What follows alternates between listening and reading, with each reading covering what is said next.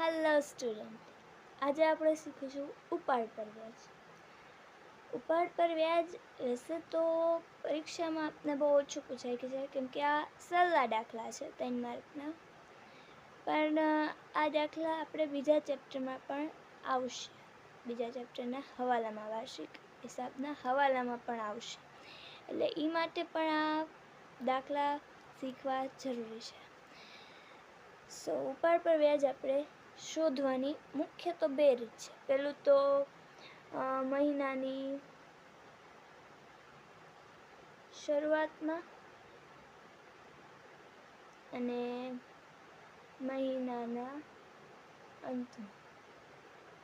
જો તમને મહિનાની શરૂઆતમાં કીધું હોય ને તો 78/12 કરવાનું, અને જો મહિનાના એન્ડમાં કીધું હોય તો 66/12 કરવાનું.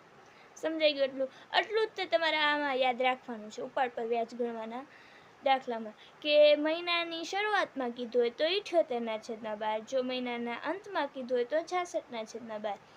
બસ આટલું તમે કરી લેશો તો બસ તમારો દાખલો સિમ્પલ રીતે ગણાઈ જશે. તો આપણે ગણીએ. પહેલાં દાખલાની રકમ વાંચીએ. સૌથી પહેલાં તમારે આરામથી દાખલાની રકમ વાંચી લેવાની, પછી દાખલો સોલ્વ કરવાનો.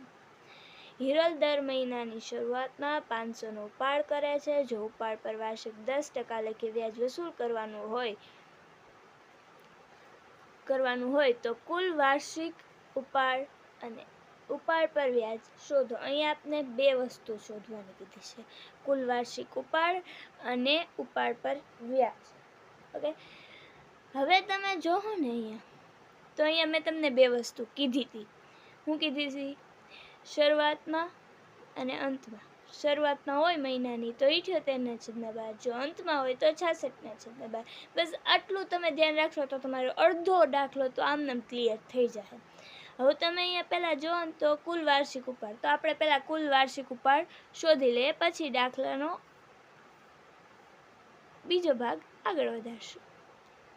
તો કુલ વાર્ષિક ઉપાડ. તો કુલ વાર્ષિક ઉપાડ કઈ રીતે આપણે શોધશું? સિમ્પલ છે. જો અહીંયા આપને આપ્યા છે માસિક ઉપાડ. 500 માસિક ઉપાડ આપ્યો છે. 5000 થઈ ગયા. અહીંયા મને શું આપ્યું છે? કુલ માસિક ઉપાડ આપ્યો છે. તો હું એને કન્વર્ટ કરી વાર્ષિક ઉપાડમાં. કઈ રીતે? આજે આપને 500 રૂપિયા માસિક ઉપાડ આપ્યો, એને ગુણ્યા હું 12 કરીશ તો મને વાર્ષિક ઉપાડ મળી જાય. 500 ગુણ્યા 12 બરાબર 6000. આપણો શું થાય? વાર્ષિક ઉપાડ. હવે આપણે શોધીએ માસિક ઉપાડ. તો રકમ વાંચવી પડશે ફરીથી. હિરલ દર મહિનાની શરૂઆતમાં. અહીંયા કયો શબ્દ આવ્યો? મહિનાની શરૂઆતમાં. મહિનાની શરૂઆતમાં હોય તો 78/12 કરવાનું. તો ઉપાડ પર વ્યાજ ગણવાનું એક સૂત્ર છે. ઉપાડ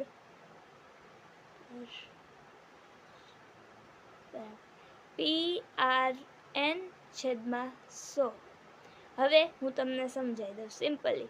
પી મતલબ કે હું મુદ્દલ મતલબ કે હું અહીંયા તમે જે મહિનાની શરૂઆતમાં જે રકમ ઉપાડો છો ને એને શું કહેવાય? મુદ્દલ. કાંઈ નહીં, જે તમને રકમ આપી છે ને રકમ, એને શું કહેવાય? મુદ્દલ. આર મતલબ કે હું રેટ. જે તમને અહીંયા વ્યાજનો દર આપેલો હશે ને એને શું કહેવાશે? રેટ. એન મતલબ કે શું? જે અહીંયા તમને નંબર ઓફ યર્સ, અહીંયા તમને કેટલા આપેલા છે? 78/12. કેમ કે આને જ આપણે ધ્યાન રહેવાનું છે ને, શરૂઆતમાં છે એટલે.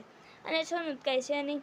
તો આપણે કરશું 500 ગુણ્યા આર મતલબ કે હું વ્યાજનો દર, તો 10/100 ગુણ્યા એન મતલબ કે શું? 78/12. કેમ એ આવ્યા 78/12? કેમ કે અહીંયા મહિનાની શરૂઆતમાં કીધું છે એટલા માટે.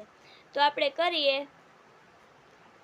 500 ગુણ્યા 78/12 ગુણ્યા 10%. 325 રૂપિયા. 325 શું છે? ઉપાડ પર વ્યાજ. બસ તમને દાખલામાં આવું જ પૂછાશે કે ઉપાડ પર વ્યાજ કેટલું છે, કેટલું ગણો, વાર્ષિક ઉપાડ ગણો. હવે જો આપણે આ ઉદાહરણ ગણો, હવે આપણે જોઈએ સ્વાધ્યાયનો એક દાખલો. સોરી, મારે અહીંયા લખતા ભૂલાઈ ગયું છે. દાખલા આ સ્વાધ્યાયનો દાખલો છે, તો આપણે જોઈએ. અહીંયા તે આ જ રૂલ લાગુ પડશે. મેં તમને કીધું કે જ્યારે તમને ઉપાડ પર વ્યાજ શોધવાનું કહે તો ત્યારે મહિનાના અંતમાં કે મહિનાની શરૂઆતમાં બે જ તે મેથડથી તમારે ગણવાનું છે. તો આપણે દાખલો જોઈ લઈએ. એક ભાગીદાર પેઢીમાંથી દર મહિનાની અંતે એક સરખી રકમનો ઉપાડ કરે છે. વર્ષના અંતે કુલ વાર્ષિક ઉપાડ 12,000 કરેલ હોય તો ઉપાડ પર વાર્ષિક 12% લેખે વ્યાજ વસૂલ કરવાનું હોય તો વર્ષના અંતમાં ઉપાડ પર વ્યાજ ગણો. તો સિમ્પલી તમને અહીંયા શું કીધું છે કે મહિનાના અંતમાં આવે તો 66/12. તો અહીંયા અંતમાં કીધું એટલે આપણે 66/12 કરશું, વાંધો નહીં. પણ મેં એમ કીધું તું બે રીતે તમને ઉપાડ આપેલો હોય, કાં વાર્ષિક ઉપાડ આપેલો હોય કાં માસિક ઉપાડ. ઉપર જોયું તું ત્યારે આપને માસિક ઉપાડ આપેલો હતો. અહીંયા આપણે જોઈશું તો અહીંયા આપને વાર્ષિક ઉપાડ, કુલ વાર્ષિક ઉપાડ આપેલો છે. ઉપર આપણે વાર્ષિક ઉપાડ શોધ્યો હતો પણ અહીંયા તો ઓલરેડી આપેલો છે. તો આપણે તો આ વાર્ષિક ઉપાડની જરૂર નથી, આપણે તો માસિક ઉપાડની જરૂર છે. તો આપણે માસિક ઉપાડ શોધવો પડશે. તો હાલો શોધીએ. માસિક ઉપાડ બરાબર શું કરવાનું, કાંઈ ખાસ નથી કરવાનું. જે તમને રકમ આપી છે ઉપાડની એના છેદમાં તમારે શું કરી દેવાના, 12. આ કરશો તો તમને વાર્ષિક ઉપાડ મળશે. આનો જવાબ થાય છે 1000. આપણે માસિક ઉપાડ શોધી લીધો. હવે જે આપણા સૂત્ર છે એમાં રકમ મૂકી દઈએ. સૂત્ર શું છે, ઉપાડ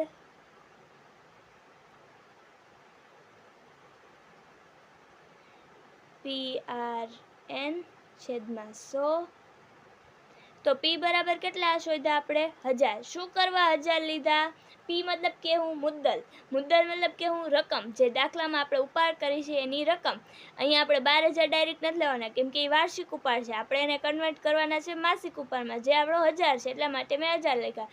એને ગુણ્યા R, રેટ કેટલો છે, વ્યાજ પરનો દર કેટલો છે, 12%, એને છેદમાં 100 ગુણ્યા n બરાબર કેટલા, અહીંયા આપણે વાંચ્યું મહિનાના અંતે કીધું હોય તો 66/12. તો 66/12 બરાબર 1000 ગુણ્યા 66/12 ગુણ્યા 12%, 600 રૂપિયા 660 આવે છે ઉપાડ પર વ્યાજ. હવે થોડીક મહત્વની વાત હું તમને કહી દઉં. જે અહીંયા તમે રૂપિયા લખેલા જોવો છો ને એ લખવું ફરજિયાત છે. કેમ કે અકાઉન્ટ આપણે રૂપિયામાં જ બધું આપણે વ્યવહાર કરીએ છીએ એટલે એ લખવું ફરજિયાત છે. બીજી વાત કે અહીંયા તમારે એક વસ્તુ યાદ રાખવી જ પડશે કે મહિનાના અંતે, મહિનાની શરૂઆતમાં, જો એ તમને ખબર હશે કે મહિનાના અંતે કેટલું, મહિનાની શરૂઆતમાં કેટલું, તો તમે દાખલો આસાનીથી ગણી શકશો. અને એટલી વસ્તુ યાદ રાખવાનું કે માસિક ઉપાડ શોધવું હોય તો એ જે તમને રકમ આપી છે એના છેદમાં 12 કરી દેવાનું. જો વાર્ષિક ઉપાડ શોધવાનું કીધું હોય ને તો એને ગુણ્યા 12 કરી દેવાના, એટલે તમને સિમ્પલી મળી જશે વાર્ષિક ઉપાડ કે માસિક ઉપાડ. બસ આ રીતે જો તમે દાખલો ગણશો તો સિમ્પલી જવાબ આવી જાય, બધું સરળ થઈ જાય. અને વારંવાર પ્રેક્ટિસ કરવાથી તો આસાન થઈ જ જવાનું છે. બસ એટલું કહેવું હતું. અને આ ઉપાડનો કોન્સેપ્ટ તમે આમને હલકામાં ન જવા દેતા કેમ કે આ કોન્સેપ્ટ આપને વાર્ષિક હિસાબના દાખલામાં પણ મદદ કરશે.